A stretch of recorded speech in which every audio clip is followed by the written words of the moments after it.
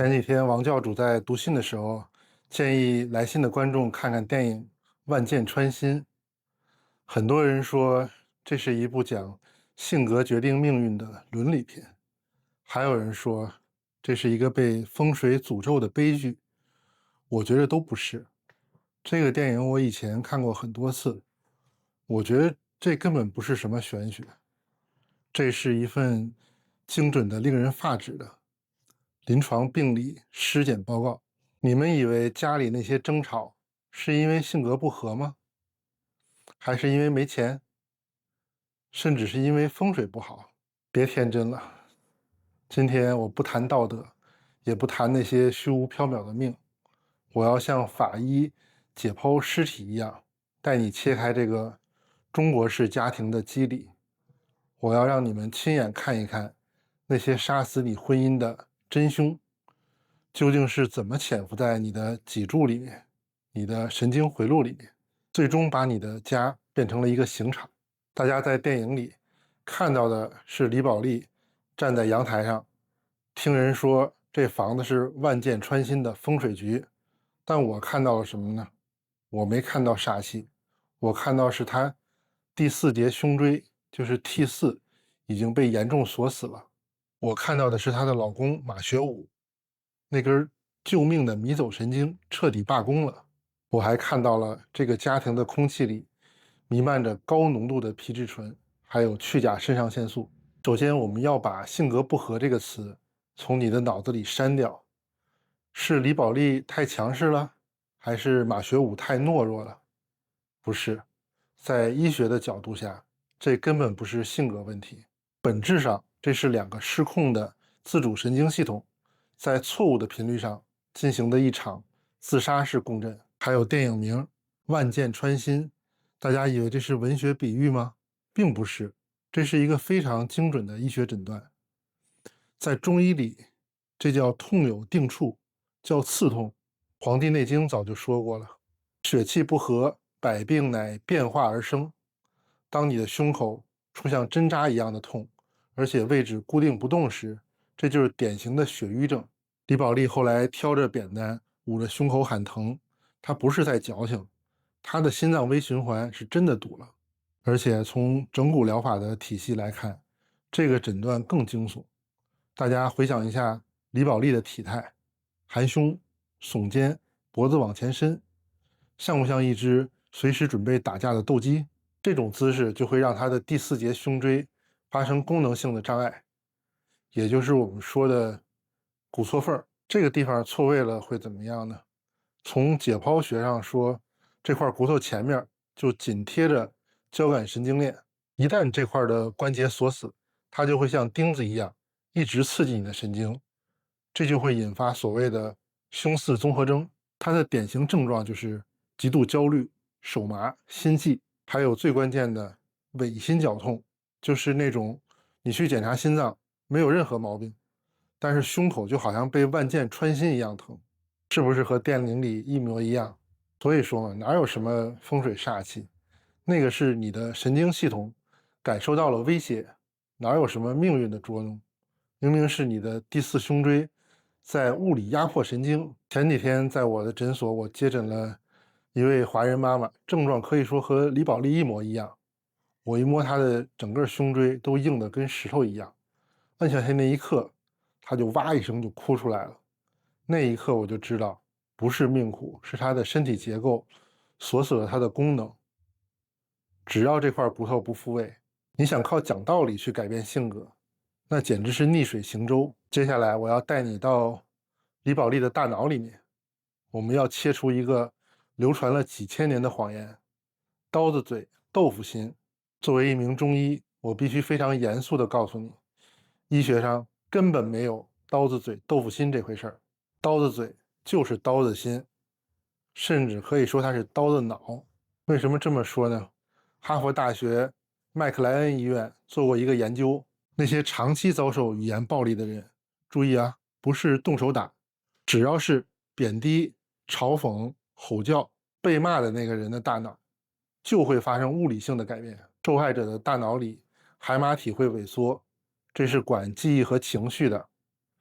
胼胝体也会受损，这是连接左右脑桥的。这意味着李宝莉这10年来每一句咆哮，每一个白眼，都是在马学武的大脑里进行着一场微创的脑叶切除手术。它喷射出来的高浓度皮质醇具有极强的神经毒性，这种毒性就导致了马学武脑组织的负向重塑，也就是后来马学武变成这种木讷、迟钝、不爱说话。不是他的性格变了，是他的脑回路被物理性的改写了。但是我们不能光审判李宝莉，我们要问一句，他为什么停不下来？如果能看一下他的舌头，我觉得应该是那种舌边尖红、舌苔黄燥的。从中医看，他不是一个坏人，他是一个典型的重症患者，病名就是叫做肝郁化火。《黄帝内经》讲怒则气上，李宝莉背的偶像包袱太重了，我是城里人的优越感，我要精打细算的生存焦虑，这些包袱都压得他肝气郁结，气有余就变成了火，这股火就顺着肝经一路冲到头顶。他的高嗓门，他的眼球突出，他的面红耳赤，在心理学上都叫交感神经过度唤起，在中医上就叫肝阳上亢。他控制不住自己的嘴，就好像高血压病人控制不住自己的血压一样。他以为他是在沟通，实际上他是在排毒，他是把体内的肝火喷出来，既烧伤了老公，也烧伤了儿子，最后还烧干了自己的阴血。所以别再说什么性格太直，这就是一个神经系统彻底失控的女人，在用一种生物学上最具破坏性的方式试图确认自己的存在感。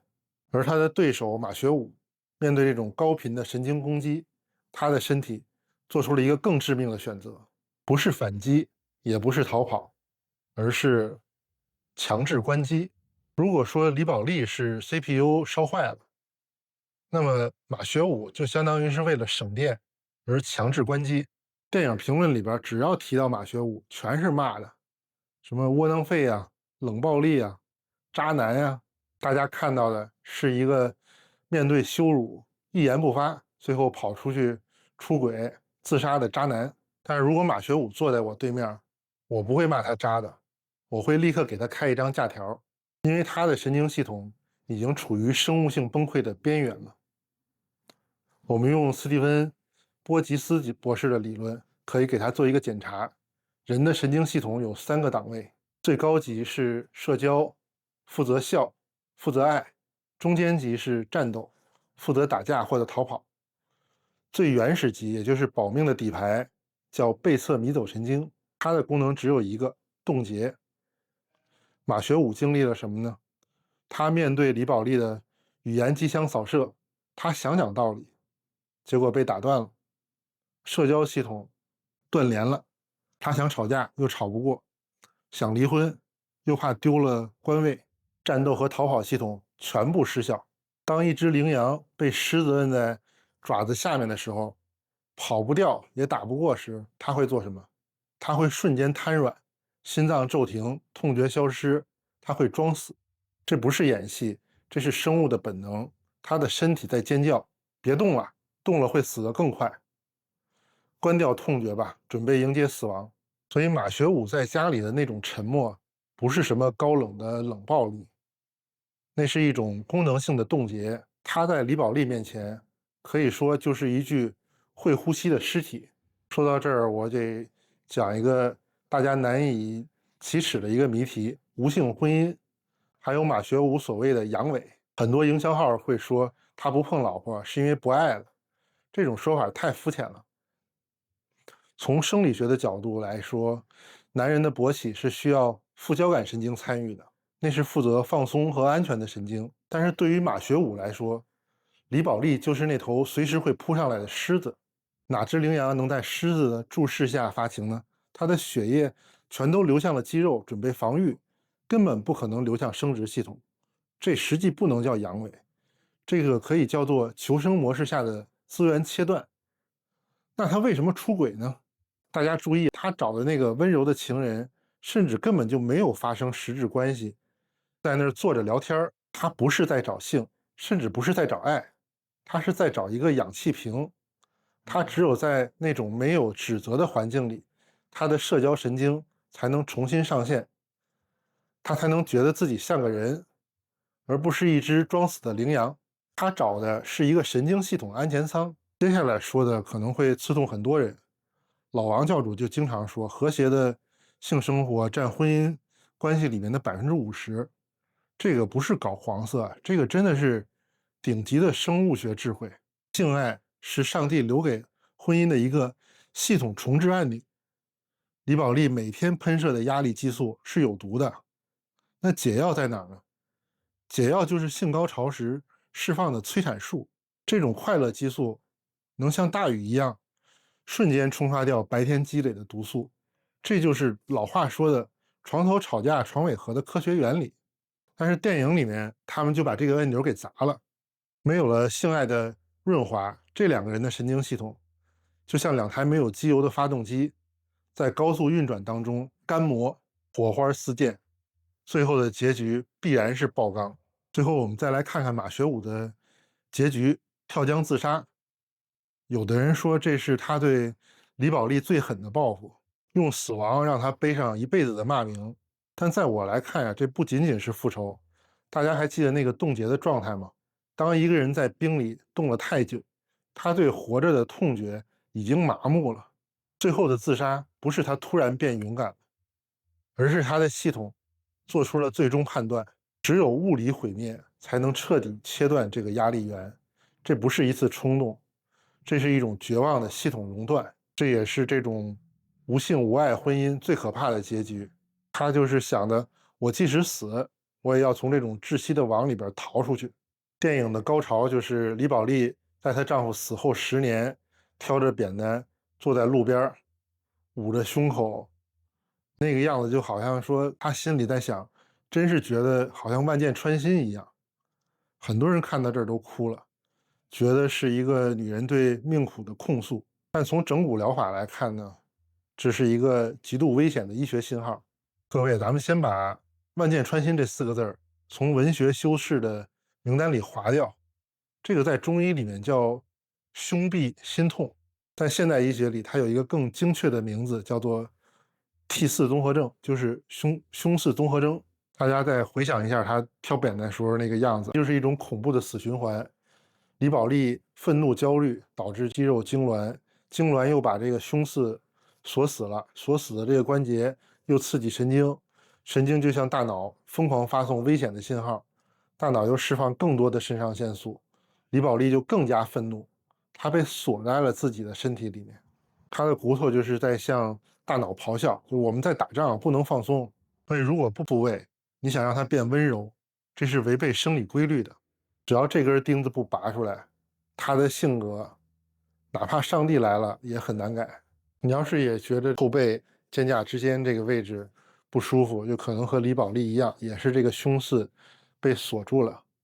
这个在中医来看就是气滞血瘀，痛处固定不移，入夜更甚。李宝莉感觉的那种疼不是矫情，他就真的是会感觉到不舒服。如果不进行干预，下一步很可能就是心血管意外的这种高风险。这根本就不是什么命运，这相当于是一个被结构彻底绑架了功能的可怜女人。电影最后结局的时候，他儿子马小宝考上状元了，结果做的第一件事就是把含辛茹苦养了他10年的亲妈赶出了家门。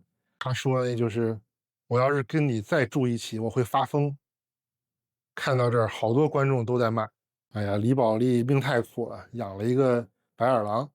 我得给马小宝说一句公道话，大家骂他不孝的时候，犯了一个巨大的错误。你们是在用成年人的道德标准去审判一个大脑已经受损的幸存者。让咱们看看这个孩子的额头后面，这里叫前额叶皮层，它是人类大脑的总指挥，是负责同理心、情绪调节的。但是神经科学就告诉我们，这个区域要到25岁左右才能长好的，而在青春期的时候，它是很脆弱的。马小宝是在什么环境里长大的？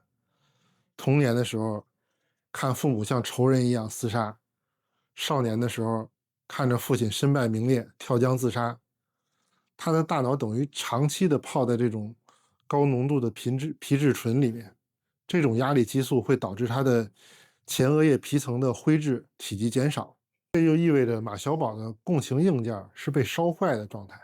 当他面对李宝莉的时候，他的杏仁核会瞬间报警，他不是不想感恩，他是生理上无法调动那个感恩的回路，这不是品德的问题，这是创伤后遗症。比这更可怕的是一种心理毒素。李宝莉在丈夫死后，经常把这句话挂在嘴边，就是我是为了你才去挑扁担的，我是为了你才忍受这一切的。这些话的潜台词是什么呢？就是说，这个儿子是他活着的唯一理由，你得替我，你要替你那个死去的老爸来爱我。这个在心理学上叫做亲职化，更严重的说法叫做隐性情感乱伦。他强行把儿子拉到配偶的位置上，让一个孩子来承担本该由丈夫承担的情感功能。我在温哥华见过很多这样的陪读妈妈，牺牲一切来陪读，然后每天盯着孩子，结果呢，这孩子要不然是抑郁，要么彻底叛逆，就是因为牺牲感是亲密关系里面最毒的砒霜。当你宣扬牺牲的时候，你其实是在索取服从，这就解释了为什么马小宝必须把他母亲赶走，如果不赶走，他精神上就会被吞噬的。这就叫病态共生。只要李宝莉还在这个房子里，马小宝就永远是李宝莉的儿子，而不是马小宝自己。他驱逐母亲，从生物学动力来看，就是一种极端的求生反应。在他的潜意识里面，母亲就是一个巨大的黑洞，吞噬了父亲，现在又来吞噬他。就像那个寓言说的似的，母鹰如果不把小鹰踢下悬崖，小鹰永远学不会飞。而李宝莉呢，就是那个死死抓着小鹰翅膀不放的母亲。小鹰为了飞，只能用牙齿把这个脐带咬断，哪怕背上不孝的骂名，它也必须在物理空间上切断这个毒源，这非常残忍。但如果不这么做，它就会成为第二个跳江的马学武。所以各位家长们就不要再自我感动了。如果不解决边界问题，你的这种爱就是给孩子喂了10年以上的慢性毒药。现在病灶就找到了，胸室锁死，前额叶受损，那咱们怎么治呢？如果你是李宝莉，或者你家里有个李宝莉，你会发现让他闭嘴是不可能的，因为他肝火还在那儿烧，他的焦虑还在那儿顶着呢，所以不能堵，只能疏导。我要开的第一张处方叫做非暴力沟通，我更愿意管它叫语言的微创手术。我们要切除掉语言里面的指责，只保留事实和请教，就是 OFNR 这4个字母。所有的刀子嘴必须背诵的救命公式，第一个就是观察 oversee 像摄像机一样只录事实。第二个 feeling 感受，说出你的害怕而不是你的愤怒。第三是需要 need， 说出你缺什么而不是他错在哪儿。最后就是请求 request， 给一个具体的动作。听起来好像是八股文是吧？我们可以从电影情节里边再现一下，有一个最致命的搬家的那个现场，就李宝莉上来就是说：“啊，你真是贱呀！这些烟不要钱吗？汽水不要钱吗？我看你就是一个败家子儿。”这种表达方式呢，就叫找死、贱、败家子儿，这都是人身攻击。这种表达就会瞬间激活马学武的杏仁核，逼他进入冻结状态。如果换一种表达方式，学武啊，我看你给每个工人都发了烟，这是事实吧？我现在感到非常恐慌，这是感受，暴露自己的脆弱。因为我们刚买了房，欠了债，我特别需要一点安全感。这个是他实际的心理的需求的痛点。下次再有这种开销，能不能先跟我商量一下？这个是具体的请求。各位感觉到了吗？这段话里面没有你错了，只有我怕了。当一个强势的女人承认我怕了的时候，她就不再是吃人的老虎了。马学武的保护欲才有可能被激活。我知道这可能很难说出口，但请坚持2周。我不敢保证奇迹啊，但是我敢保证，你家里那种剑拔弩张的低气压会消失的。当然，在这背后其实是有很复杂的心理需求机制的。以后我会专门做一期视频，讲一下如何通过一个小练习，真正了解自己和自己的配偶的底层心理需求，增强有效的沟通。这样不仅仅是夫妻的关系，你和子女的关系、和父母的关系、和其他人的人际交往关系，都会变得越来越好。当然，如果你的火已经烧到头顶了，这个时候你是说不出来这种好话的，因为结构决定了功能嘛。所以第2章处方我们是给身体开的，我们要把它物理重启。之前我拍过武当的金风斗肘这个动作，大家可以去看一下这个视频，照着做一做，对这方面的效果就是不错的。也可以找那种就好像一个花生米一样那种2头捧起，中间有个凹陷的花生球按摩器，放在你的后背2块肩胛骨中间这儿，就是说的中4的位置。注意不要做这种仰卧起坐的动作，那可能会让你更驼背的。你需要的是躺着之后深吸一口气，然后往后仰，让你的脊柱这个椎体吃到2个花生米中间的凹陷进去，做一个这种胸椎的反向伸展。有的时候你可能会听到脊柱咔吧一声，或者感觉到一股热流，这种说明你刚刚把交感神经重新重启了，报警器已经被你关掉了。最后说一下，为了解决那种无性婚姻的问题，对于马学武这种回避型的人，如果你直接跟他谈性爱，会把他吓跑的。我们得学会用抚触来把他神经系统顺毛。晚上睡觉前，当他躺在枕头上的时候，你用一只手轻轻地托住他的后脑勺，就是发际线的那个凹陷。中医讲的就是风池风府这条线嘛。我们之前讲这个代偿模式的时候也提过这个玉枕关，不用去揉，也别使劲捏，是稳稳的托住。这个地方是迷走神经的必经之路，如果我们把这块的筋膜张力释放掉，就能改善神经的通行环境。